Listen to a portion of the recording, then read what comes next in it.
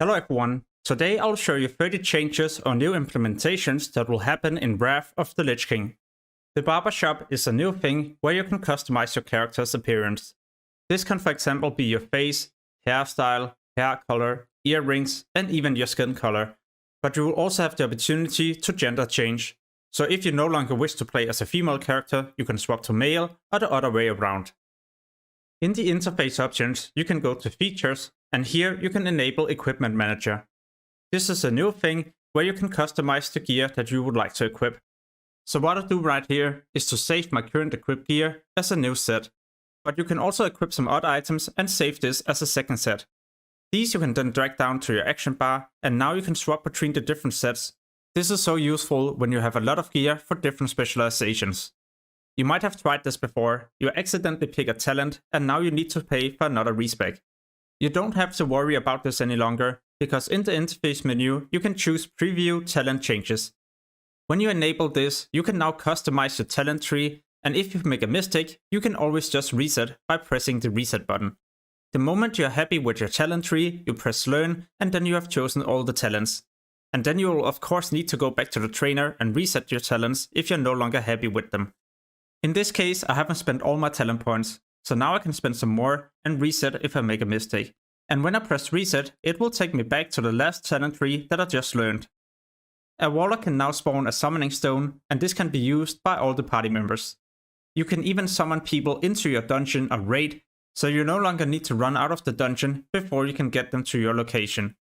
Here's a quick example. I run into a dungeon and my party members uses the summoning stone. This will get me directly to their location.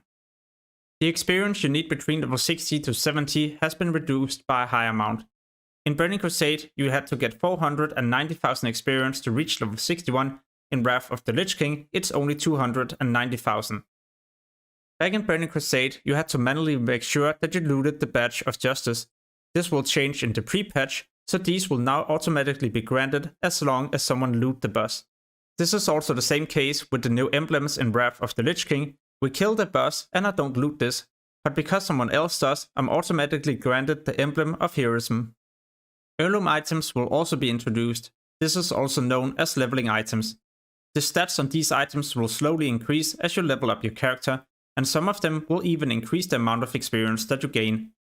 The good thing is that these are bind on account, so you can send them to another character you would like to level.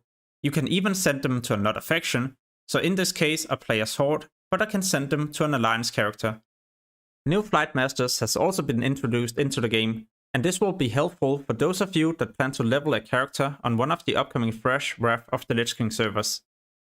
If you ever die on one of your characters, you will no longer need to spend as much time corpse running.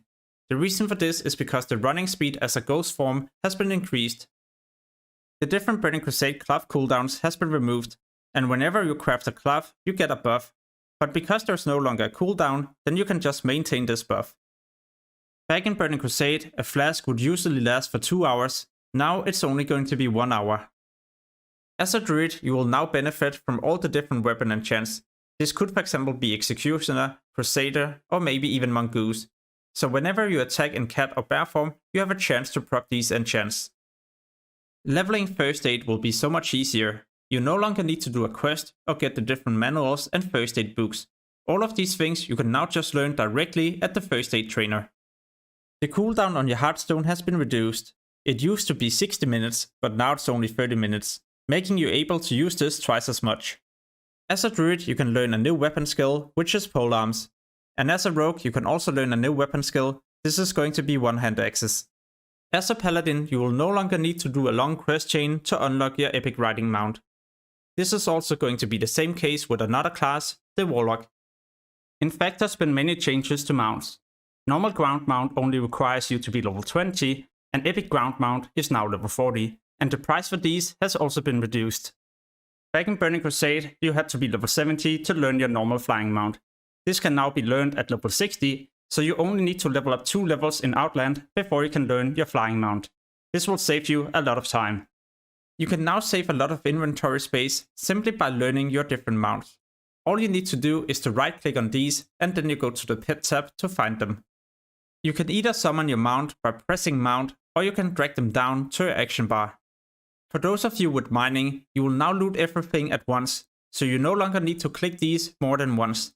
At the same time, you will also loot everything faster. This is also the same case with different herbs and quest objects, and even a chest. If you wish to keep your character at a certain level, for example a twink, then you can go to Storm City and Ogrima. Here you can find an NPC where you pay 10 gold to stop your experience. At some point you might want to level your character again, and all you need to do is just to pay another 10 gold. At the top right corner you can click at this icon, which spawns a calendar. And in the calendar you can see many in-game events, for example the next Dark Moon Fair, or maybe even a weekly battleground. But you can also do something else. Find a specific date, right click on this and create your own event. This could for example be an upcoming raid. And you can even type in the name of the players you would like to invite. So the next time they log in, they will also see the raid event in their calendar. The price for the different PvP mounts has changed. It's now 50,000 honor instead of 30 AV, AB and Wars and Guards marks.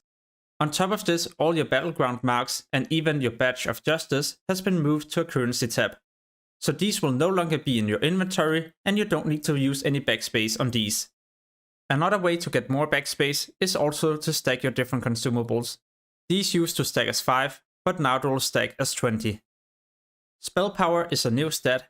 This used to be healing power and spell damage, but this has been combined into one stat, so healers and casters will now use the same stat, spell power. One of the things that I'm looking forward to the most is dual specialization. For 1000 gold you can unlock an additional talent tree, and these you can swap between at any time.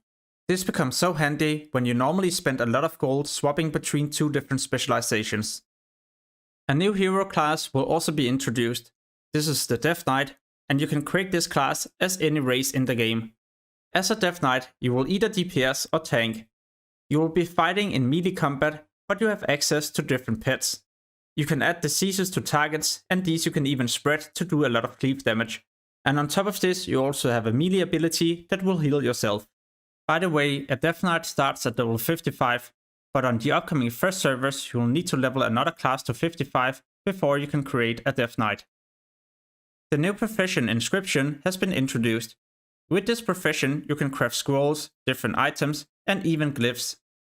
These glyphs can be added to your character's glyph tree, and you find these at the same location as your talent tree.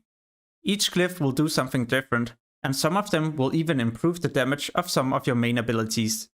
If you found this video useful, then please give it a like so it gets recommended to more people out there. I'm also posting new videos every single week, so if you would like to see those, make sure to subscribe and hit the notification bell. But as always, thank you so much for watching and have an amazing day. Peace!